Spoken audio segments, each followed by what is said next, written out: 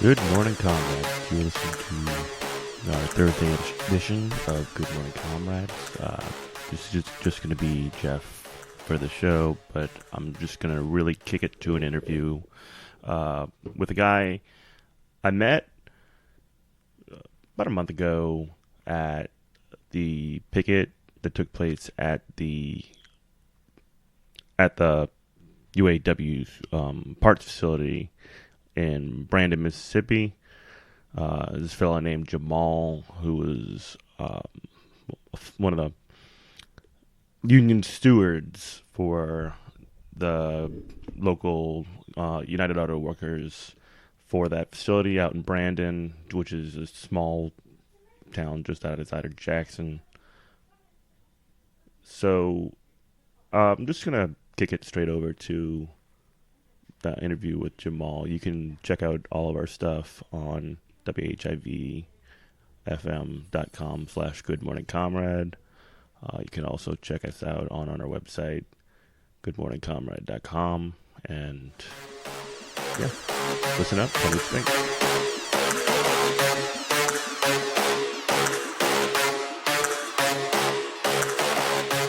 Whatever that we wanted, they've been gave in. And it just wasn't quite like that. It really wasn't.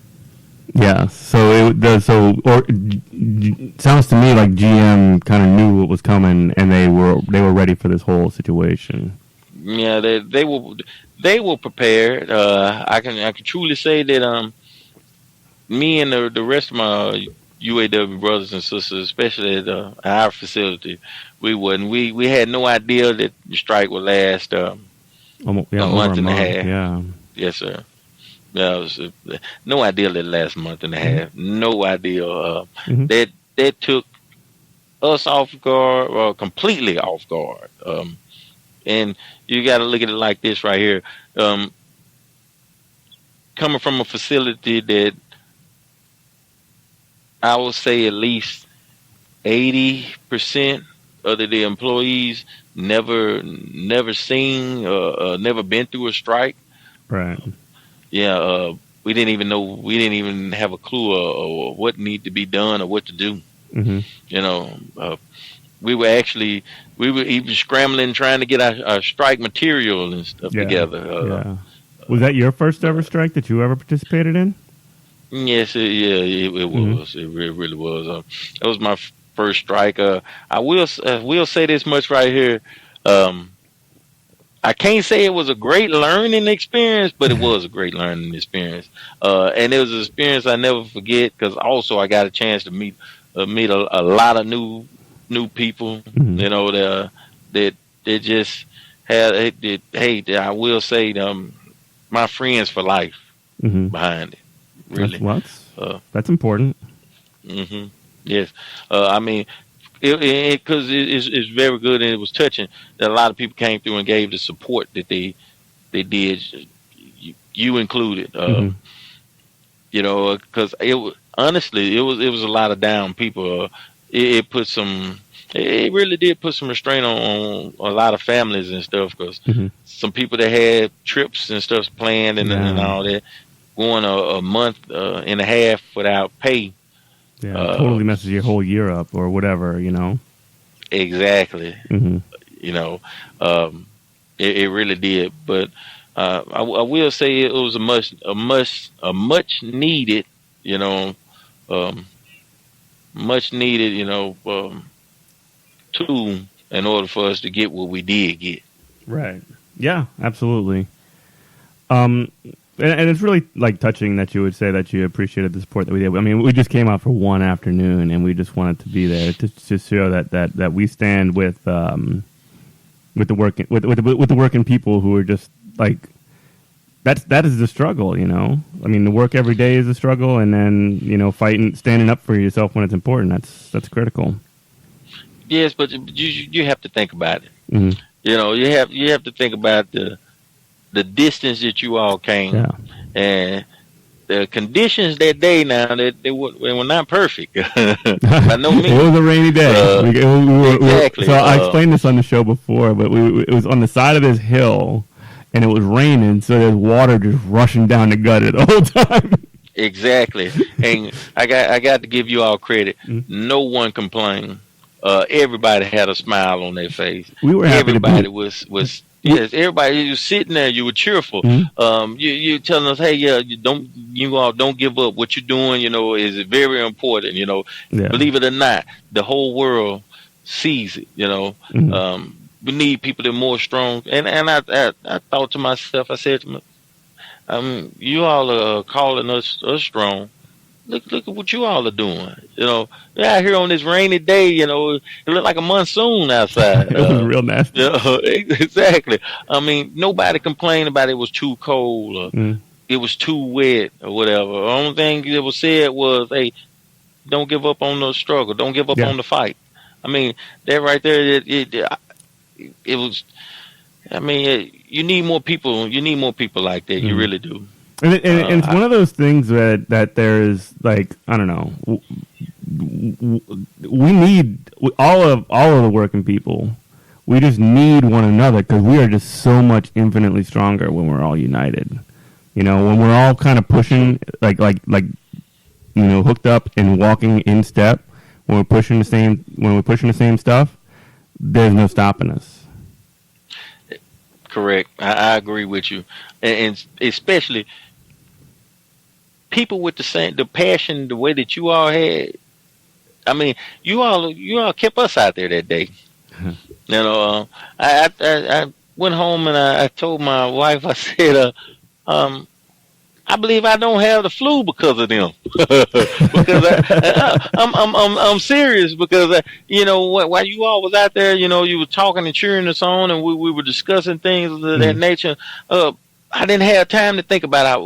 We didn't think about the fact that we were cold and wet, and it was raining.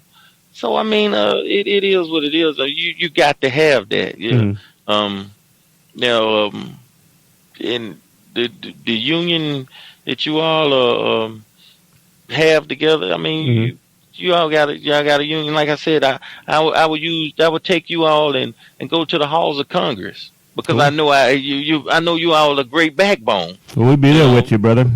Exactly. I knew you all gonna be there. I don't have to worry about turning around and where did my support go to? I mean, it is what That's it a is. bad feeling right there. When you step up to the fight and you turn around, nobody's with you. Where my brothers and sisters go, I mean, it is what it is.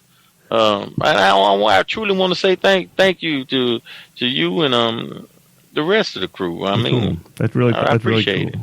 And thank you for it means a lot in the terms of when you're simply standing when working people are simply standing up for themselves. It makes a ripple effect too. So like working people see working people standing up for themselves, and they're like, "Hey, we can do that too," and it actually raises the standard for everybody. So it's like it's a human thing, like we're there for you as the people, but like also it helps it all when we're on the same page. It really does. So yeah, 100%, man. Solidarity forever. I mean, they have to understand the only way to make enough noise that your voice is heard is with numbers. Yeah, and your numbers come with the union of the people, and in the working class, where big corporations and stuff try to chomp with the money and all. If you don't have the money to throw it, you have to actually start at a grassroots level. You have to start, with the people in the community, and you just have to get together and you make enough noise to where you heard. And really, we talked about this a little bit before we went on air, but the withholding the labor and you denying. I mean, you said that there was a lot of surplus that GM had, running up to this, but they don't make any amount of money. They're ticked off about that, and the fact that that has to go through the workers, That means that you're in a really like strong leveraging position if you play your cards Yeah. right and you do it smart. If you do it smart, you're right. You're exactly right. And, uh, first thing first, when your brothers and sisters come to educate you about something, pay attention Mm-hmm. to what they're saying. Mm-hmm.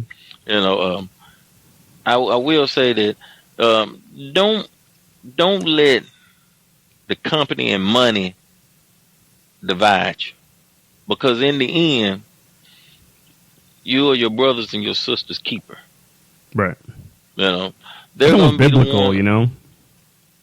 Yeah, exactly. You're gonna be the one that take care. You're gonna be her backbone. She's gonna be your backbone, and they're gonna be the one to take care of once. Because if we were looking towards money or whatever, none of us was working.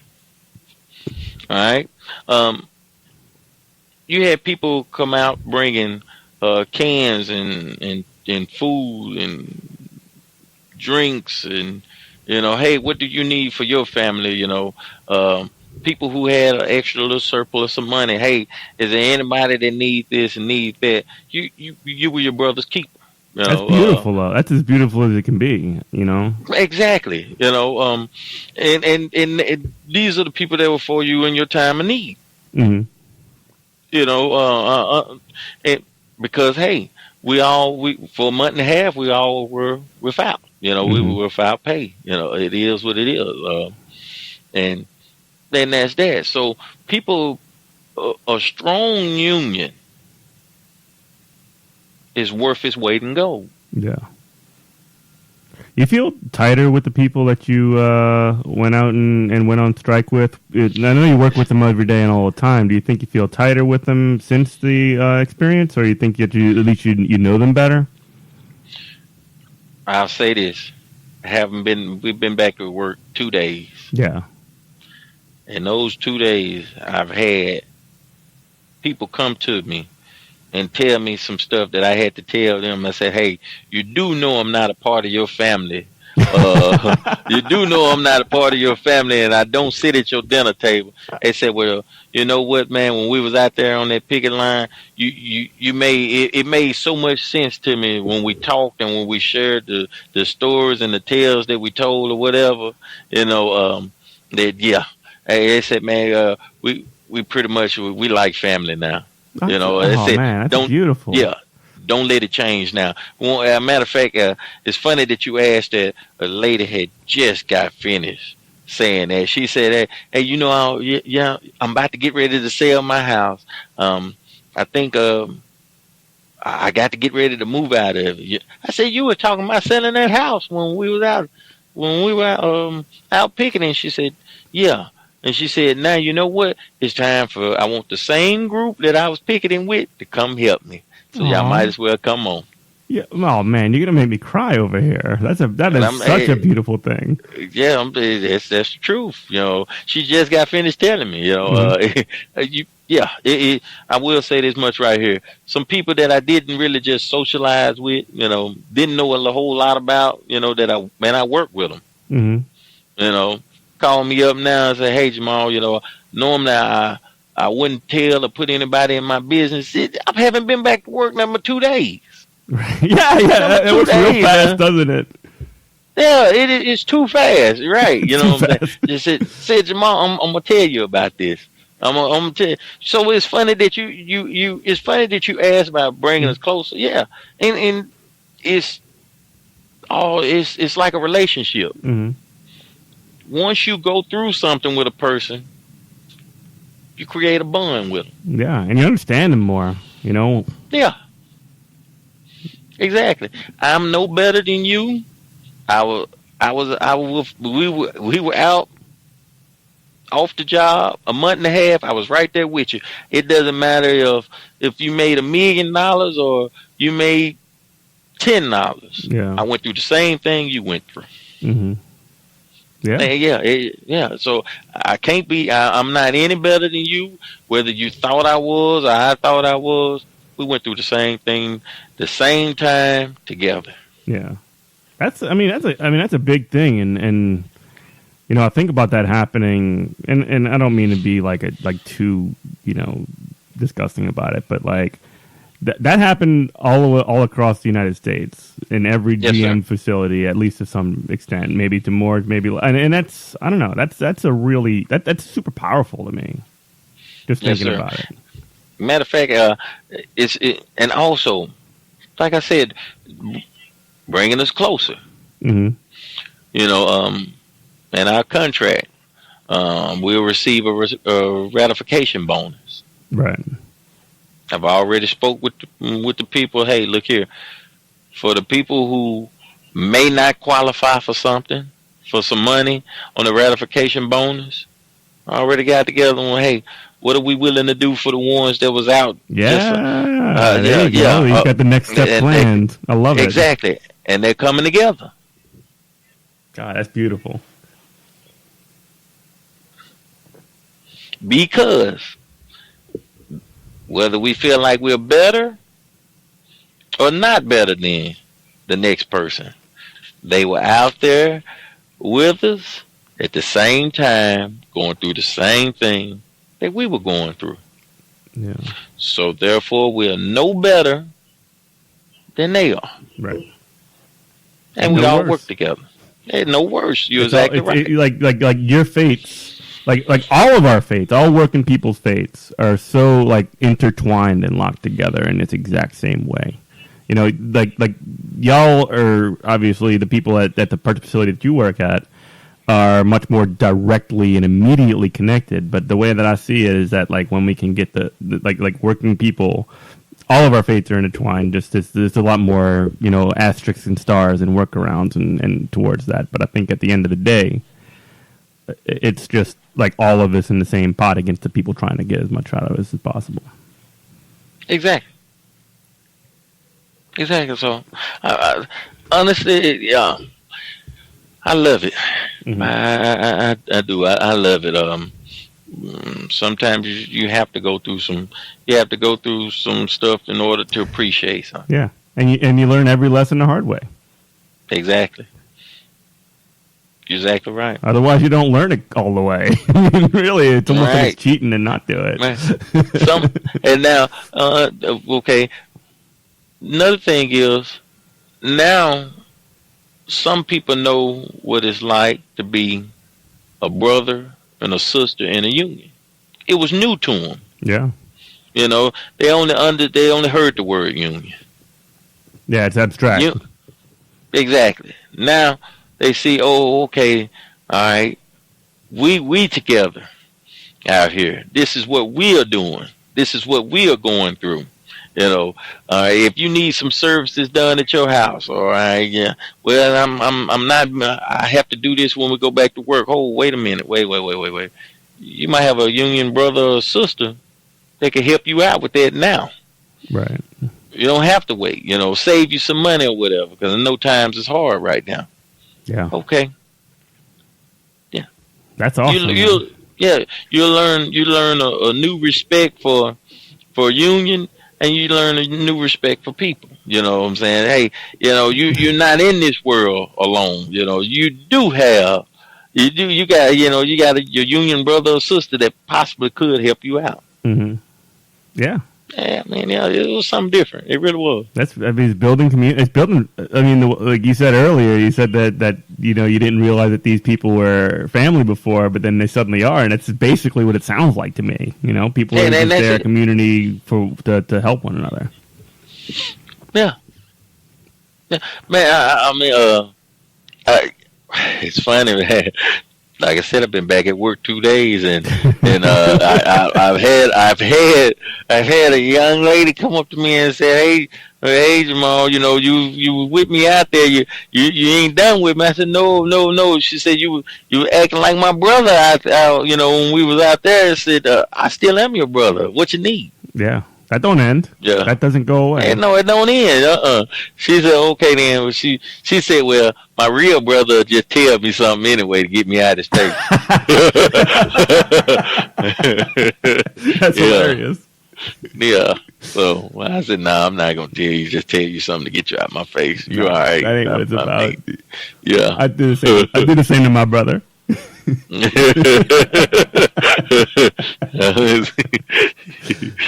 Yeah. Yeah. So Well. that's great. You want to talk a little bit about the contract, or just about sort of like what came down, some of the details? Because I know you went up to Dallas and you were part of a team that kind of like relayed the information to your local. Yeah.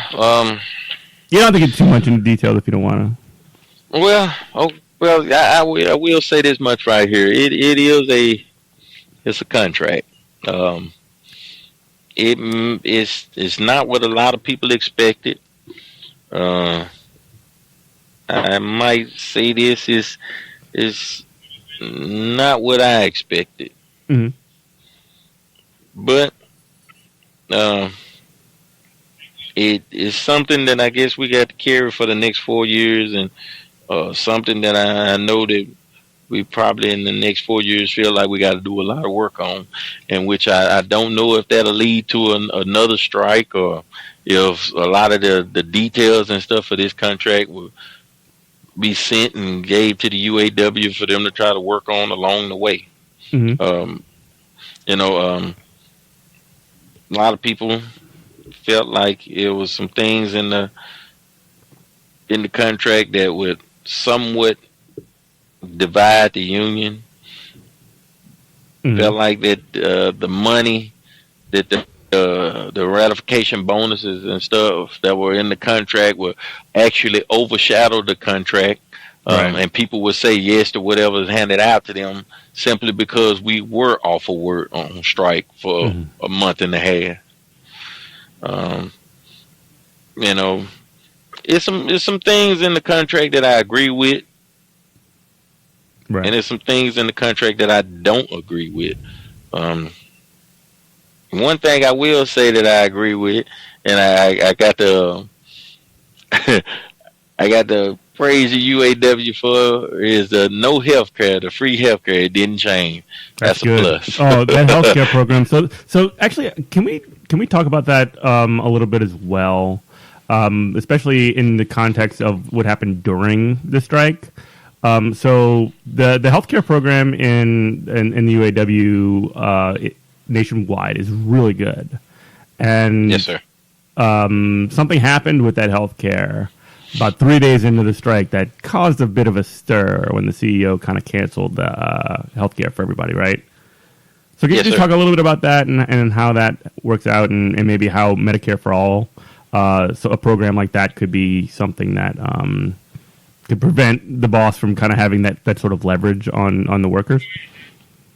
Well, we we actually receive free health care.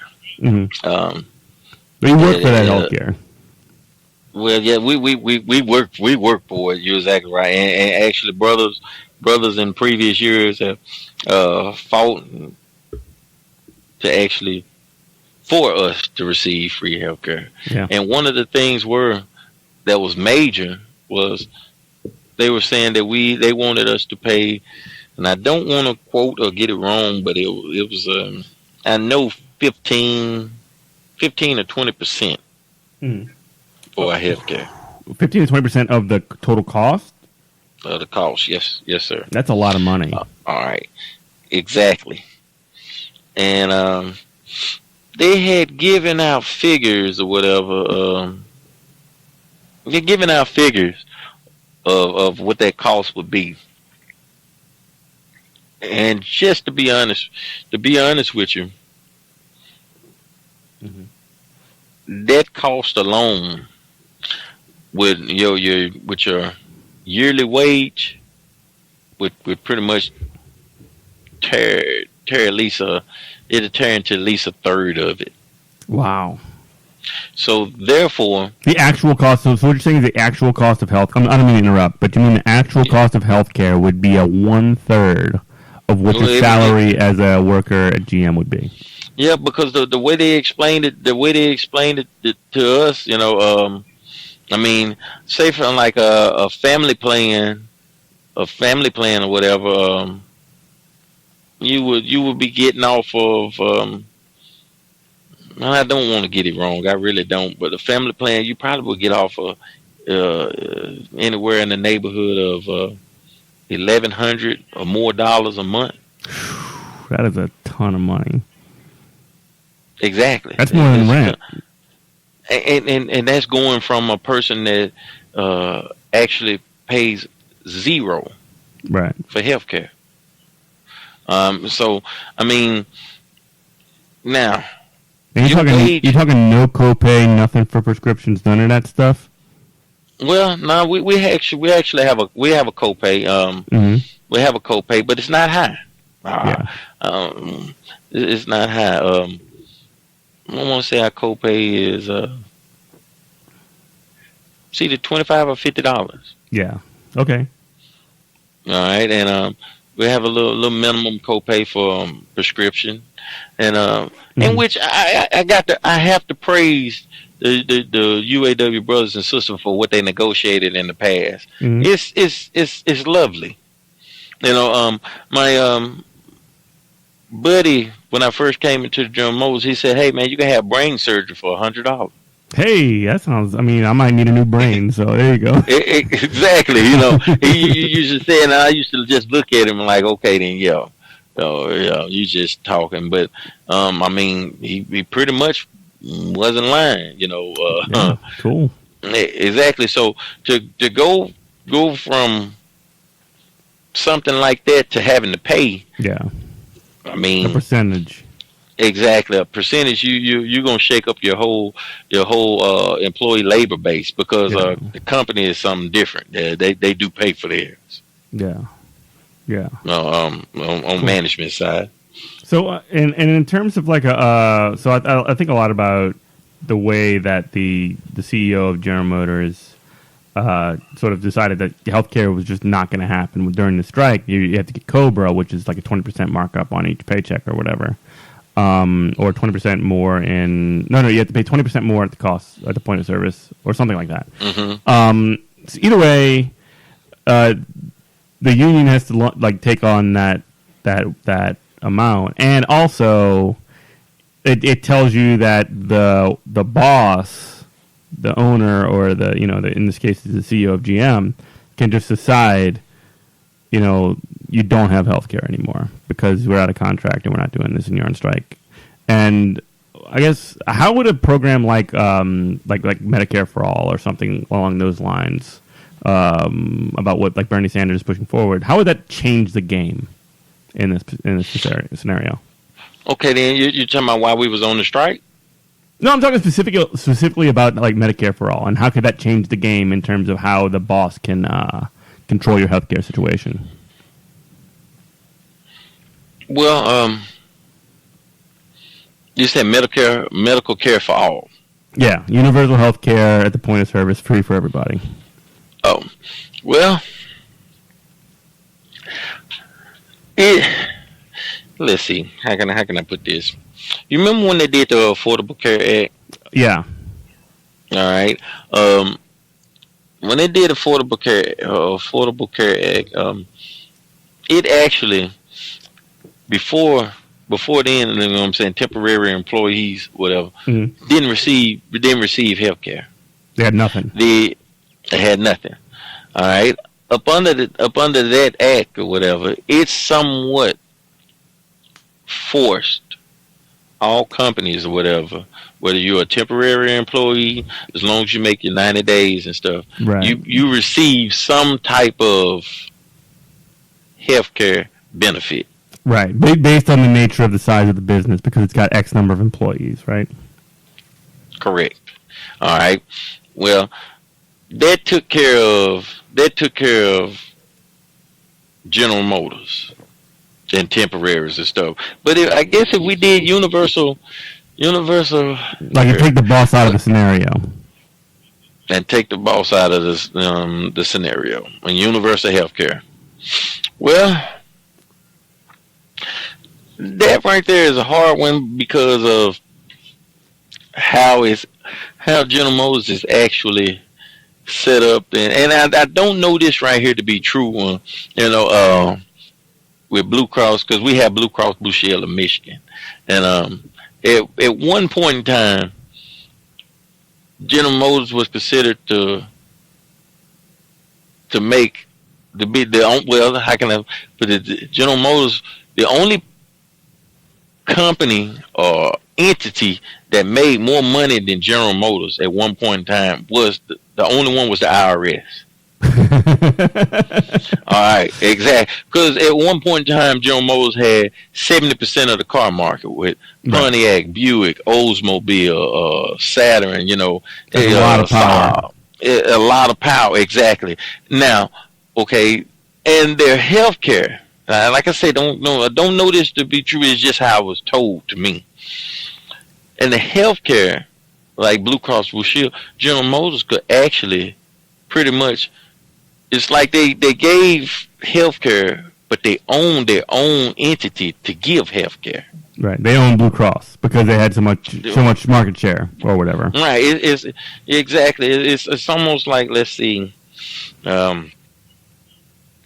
It's the idea that if you owe the bank $100 or whatever, the bank owns you. But if you owe if you owe the bank $100 million, then you own the bank because they're just so leveraged over. Exactly, and I just let you run it because you're in the business of healthcare. Right. And it's just how it was told. Don't know if this is true or not. And that is the reason why General Motors ended up with the healthcare, the employees that they had, because you paying in the healthcare, and they said that even now the reason why if you pay the percentage that if we didn't end up in the contract with the free healthcare premium, we still would be paying back into General Motors. Right. It's all just money moving around. Yeah, it's just would be money moving around.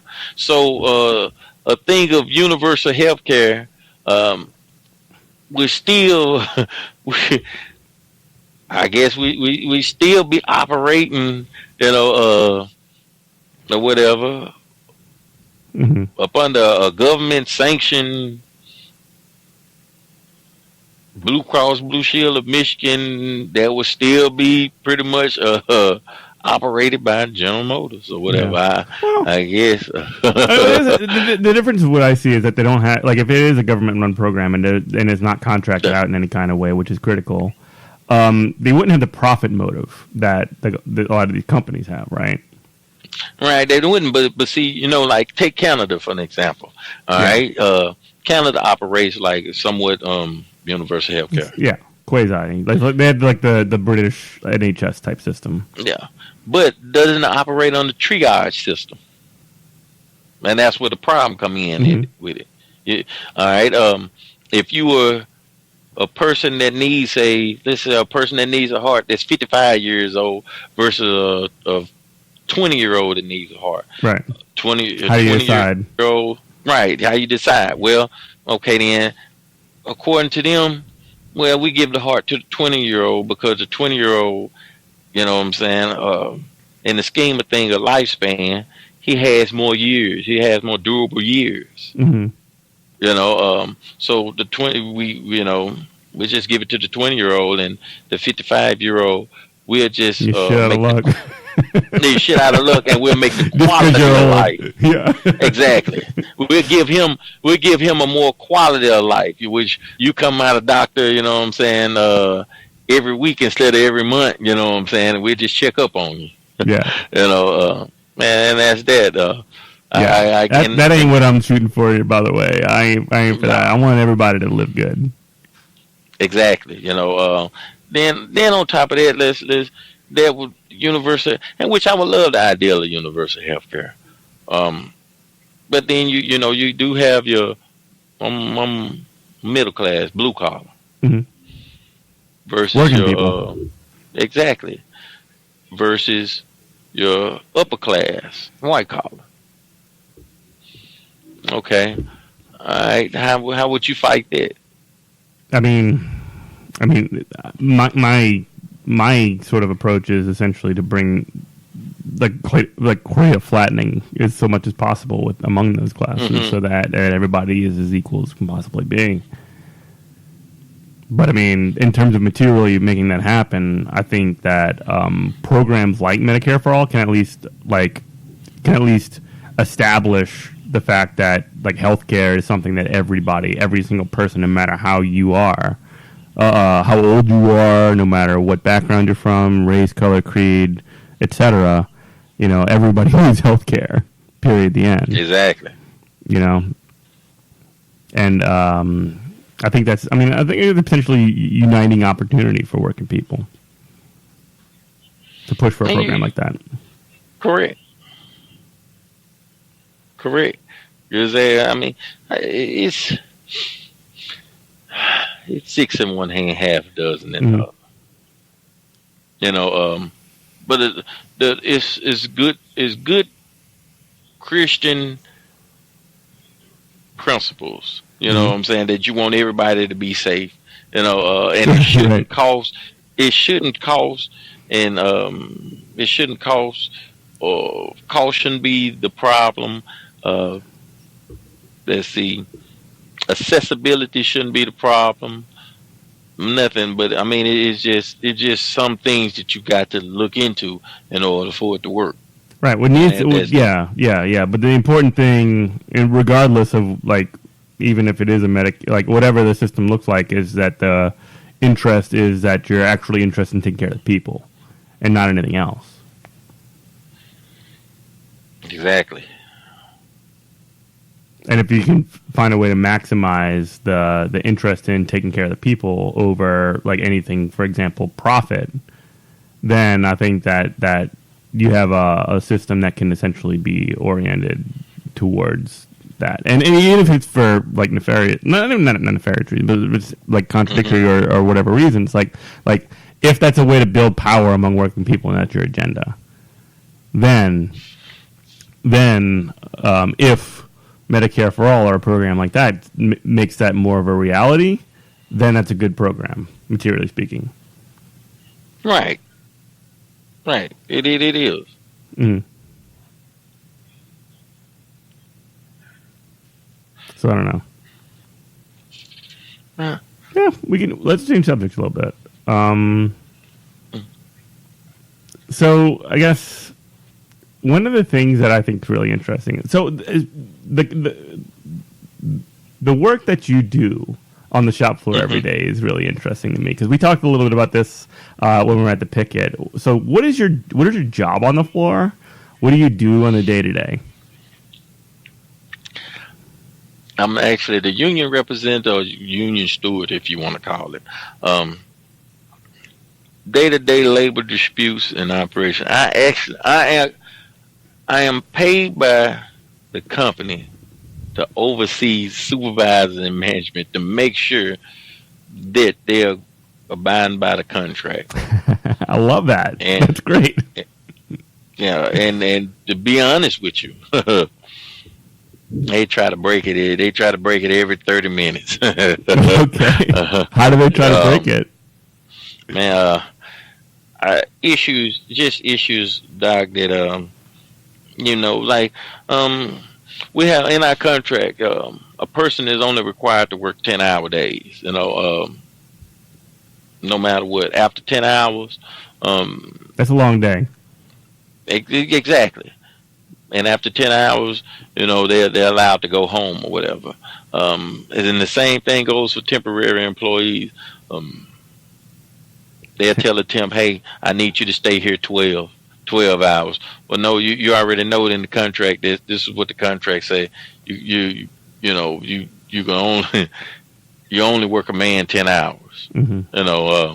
Now you can volunteer to stay over and work 12, but you can't force a person. Right, and that's a real sort of a tightrope sort of situation too.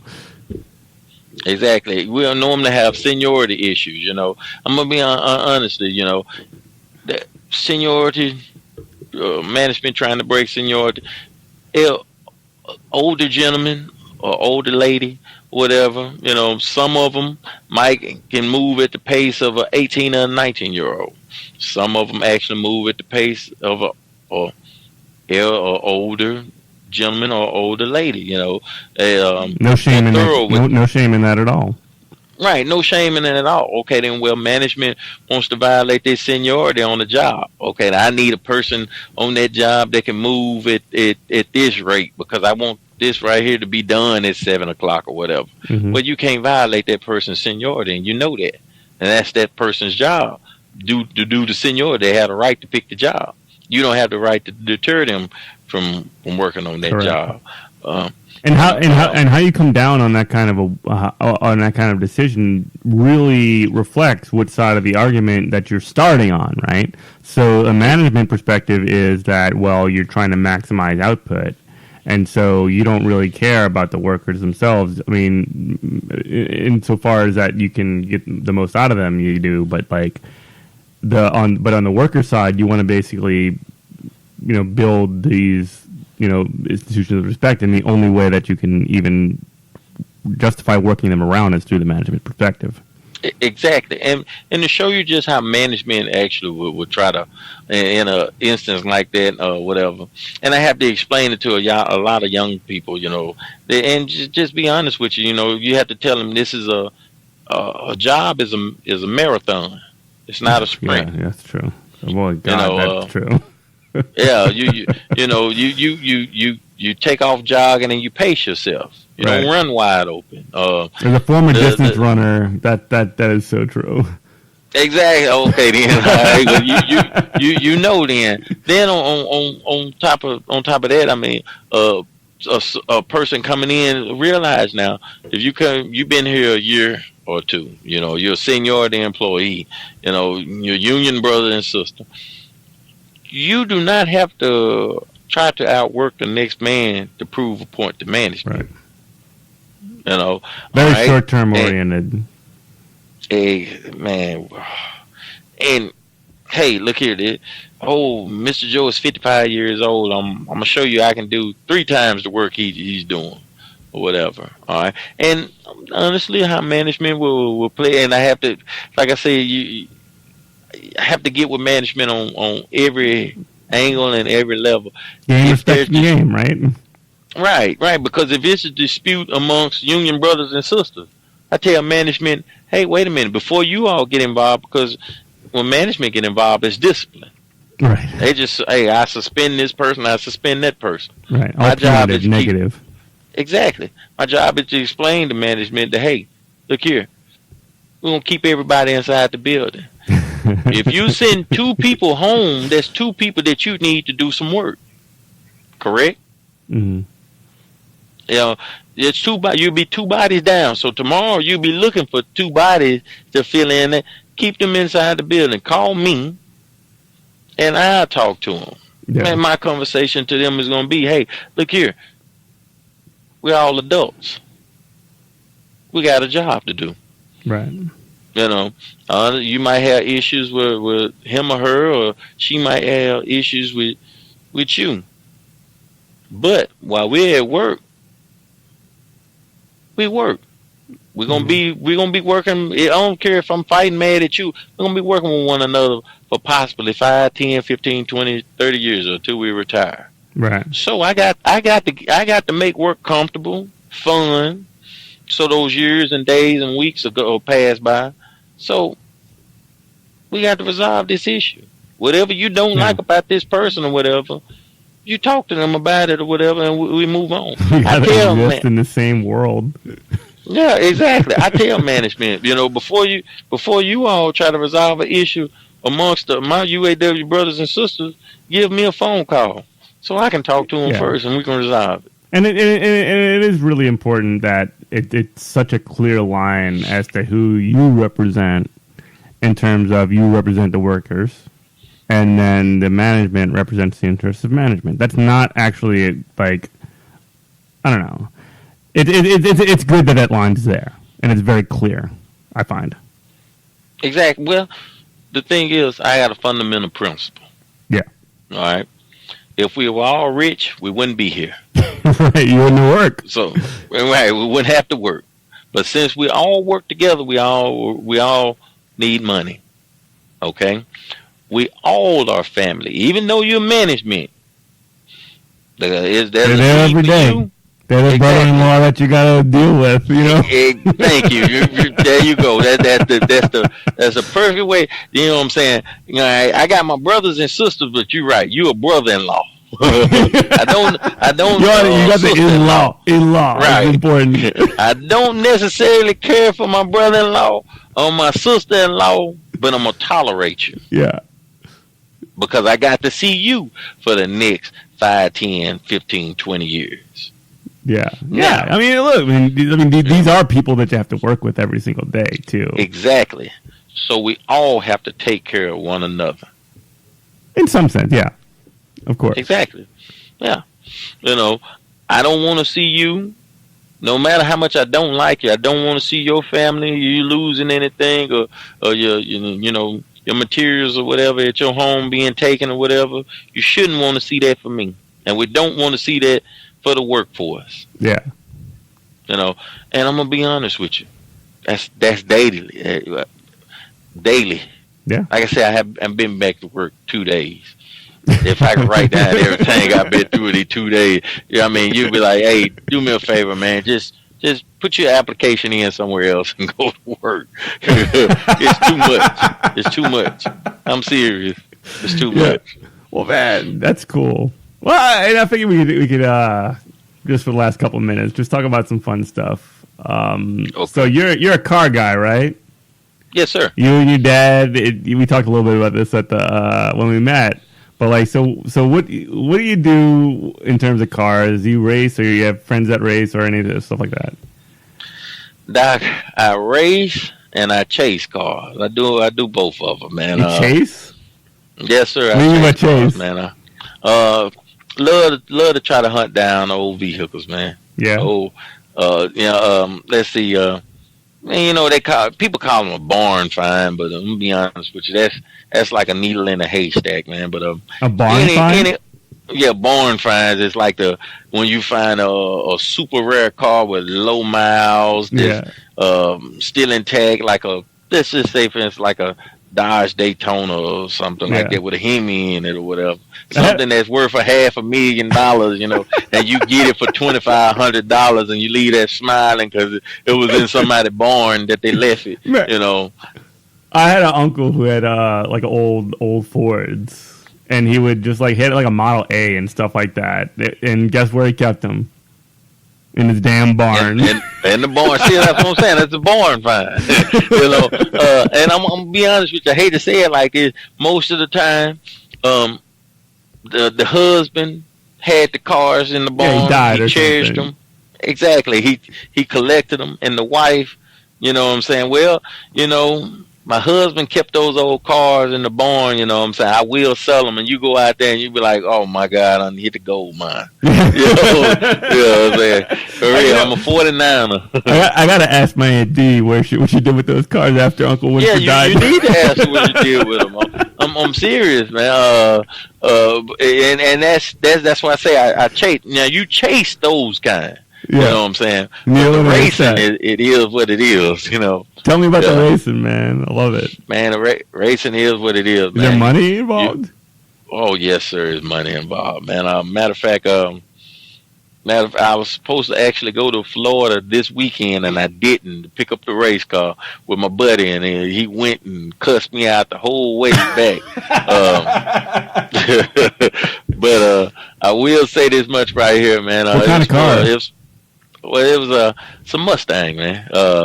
It's a 2000 Mustang. Oh, nice. That's when I was coming up. Those were cool. Yeah, and we thought we had a lock in for a whole lot of cookies. Oh boy, it just didn't shake out. Well, the fella want to pop the hood, and like we told him, you know, we thought this was a run with your broom. You know, we didn't want to look at your car. You know, you see what kind of car it is, and that's it. We get out there and race. And I'm gonna be honest with you, Jeff. It's for a whole lot of cookies, man. Yeah, I get you. I understand. Yeah, it's for a lot. Yeah, it's for a lot. You got to get a thrill some kind of way. Man, well, it's you know, like my other buddy said, man, this right here, this race is for. It would have been for a yearly salary. Nice. You know, yeah, exactly. So you had a Mustang. What did the other guy have? yeah, and my little street car is a '02 Camaro, Oh, the okay. LS1 car. What you got? That's that 8-cylinder. What's the numbers on that? Yeah, it's 8 cylinder. Yeah, there's I know what I'm talking about. Okay, I know what I'm talking about. yeah, it's LS, man. Now I LS. got a I mean, like 4.8, something like that. yeah, and I got a buddy actually. When he gets his car back, he's trying to try me. Well, two buddies. We actually are setting up a race that we're gonna do amongst each other. One fella has a twin turbo Mustang, Oh shit. and the other buddy actually has a 4-cylinder Mustang? Volkswagen Golf. No, Oh, okay. I was about to Volkswagen. say 4-cylinder Mustang. He, That's ridiculous. he has a Volkswagen Golf. They go fast though. Hey, They're light. I'm gonna tell you like he told me. Then this was funny. He said, "Don't be mad." He said, "Man, don't even put your head down. Just know you got whooped by the fastest Volkswagen Golf R in the That's awesome. country." Yeah, that's his exact words. He said, "I said, man, come on, you said the fastest." He said, He said, "I'm telling you now, the fastest one in the country when I get it back." That's awesome. Yeah. And when I tell you that son got enough money tied up in that Joker, he could have went and got him he could have went and bought him a brand new CO6, a brand new whatever. Mm-hmm. He could have went and got him a used Ferrari for the money he got tied up in that car. Oh. It's good. That's hilarious. Yeah, I told him that's the only way I lose to a 4-cylinder is I know he went broke billing it. Just the turbo, yeah. Oh Yeah. I just got an older truck not long ago myself. I got an old, it's not obviously, but it's like I got an old Dodge Dakota, which is always super fun. It's just like, I don't know, nice truck. Oh yeah, man. Oh yeah. See, I'm gonna tell you, you need to put a little pep in this step. How do you do that? I don't know anything about the cars. How to make them go faster. Mine just goes slow. I could tell you, the first thing it is taking all your money and just dumping it into it. I don't have any of that. Well, hey, I don't either, man. I don't even have the answer. What happened to me? Yeah, that's what happened to me for real. I don't have any. Man, but I mean, pour your money into the hood. Yeah, just take it and pour it in it, man. I mean, the only thing I can say about a car different is between a car and a woman is the woman won't get the car won't get up and leave you. That's it. Yeah, yeah, that's it. It will break down. You're gonna put all your money in both of them. Yeah. No, cool, man. It is what it is. Oh yeah. Man. Well, man, next time you're around, like you're always welcome to just come say hey in New Orleans. I mean, we'll find a spot for you to stay if you need it. We'll get you, show you some nice people. Some of our friends around town because it's really it sounds sappy and stuff, but like I'm glad that we hooked up on that picket line. That was really awesome. Yes, sir. Yes, sir. And like I said, once again, man, I appreciate because you all came up and you all showed that you all showed me the passion that you had. Because like I said, it was a monsoon that day. Yeah, it was nasty.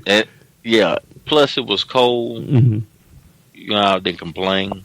I'd rather be there than anywhere else in the world, man. It really was cool. Yeah, I mean, you didn't say, "Hey, my shoes wet."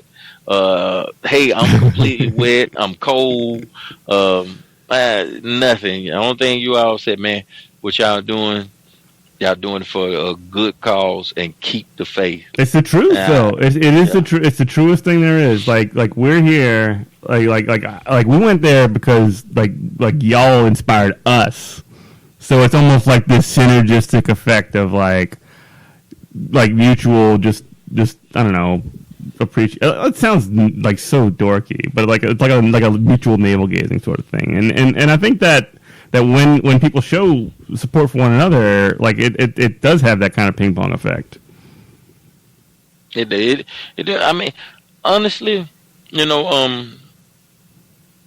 when you all coming up and there's people stopping by, I know it's what pushed a lot of people to keep on coming out there and, what I'm saying, and holding the flags and their picket signs high, because I was like, well, hey, these people believe in us, to get what we're fighting for, Yeah. And the same thing everybody's fighting for. Everybody's fighting for fucking their fucking, like, their paychecks. Everybody's fighting for their health care. Everybody's fighting for the things that they need to live every single day. And that's not different from you, from us, from the person that lives next door to me, the person who lives across the street from me, and all that other stuff. That's all the same thing. It's all the same fight. It's all connected. Right. But it's good, but you just don't know. It's good to know there's people out there that believe in what you're doing more than what you believe in. Yeah. You know this funny thing, and I've thought about this a lot. Like it's almost like people are embarrassed to stand up for themselves because they feel selfish. And like, I wish that was a dynamic that we didn't have to grapple with, because standing up for yourself is not the wrong thing to do. No, it's not. Honestly, it's a lot of people are timid. A lot of people don't want to they don't want to step on toes. Yeah. That's another thing about the job that I do. People don't want to report things to you, I'm sure. Well, just think about it. How often do you know a person that goes to their supervisor or their superior or whatever and tell them, hey, you were wrong, and without being scared of repercussions? Right. No, that's a very real thing to be afraid of. Exactly.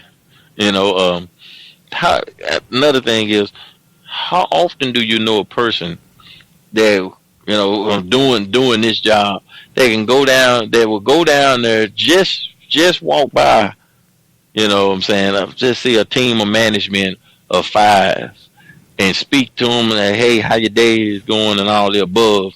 And then you come and find out a infraction that they committed or whatever, and they knew that they were committing it or whatever. Then you turn right back around 5 minutes later and you all are slamming doors, arguing upside down and all.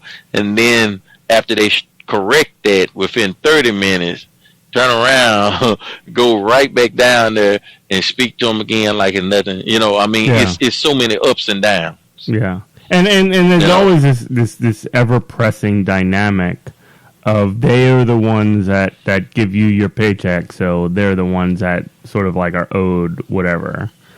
And well, I mean, that's sort of the expected sort of power dynamic. Now, again, when you have people who are, when essentially when you're aggressive, I find, and this is based on my own experience, like being a building rep in my school, that when you have a lot of cases to push forward, like, management don't know what to do with that.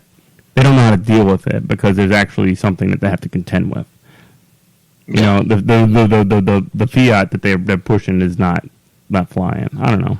And there's a little bit of a convince, because teachers, in a lot of senses, like, they eat a lot of shit. They'll deal with a lot of bullshit before they'll stand up for themselves, and that's not a bad thing necessarily in a moral sense, but in a material sense, it ends up really, really screwing us over. But for you, I mean, I don't know. Is that same or different? Well, here's the thing. Teachers, just like labor, in manufacturing or whatever. Right. You are the most valuable part of the organization. Mm-hmm.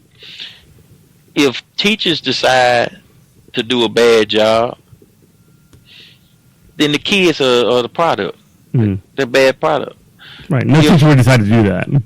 Exactly. If we decide, it's just like, if you all stop working or whatever, who gets taught? If we stop working, what car gets made?